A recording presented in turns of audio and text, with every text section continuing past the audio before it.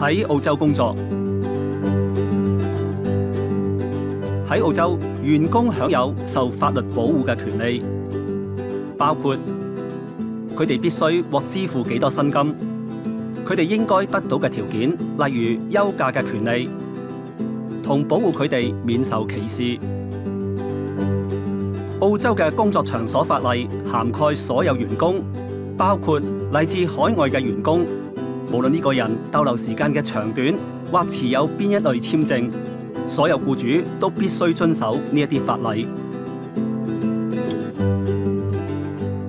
最低工資喺澳洲呢一度為唔同嘅工作設定咗最低工資標準，所有員工必須起碼按最低工資收取報酬。佢哋所有工作時間都應該獲得最低工資。僱主同僱員唔可以協議降低工資率。員工必須獲支付薪金，而唔係以收取好似食物、衣物或者住宿等物品或服務嚟到代替。最低工資每年都會經過檢討，通常喺7月1號增加。仲有一啲規則係有關員工幾時工作、應該小休嘅時間以及工作幾多小時。公平工作調查專員署。公平工作調查專員署提供免費嘅信息同埋建議，幫助僱主以及僱員了解澳洲嘅工作場所法律。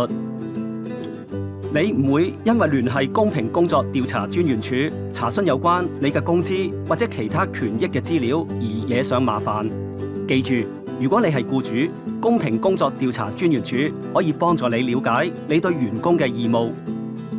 要聯絡公平工作調查專員署，請登入 fairwork.gov.au/Chinese Traditional 或致電 Fair Work 查詢熱線電話131394。如果你需要傳譯員，請致電131450，聯絡免費嘅翻譯同口譯服務，用你嘅語言同我哋傾談。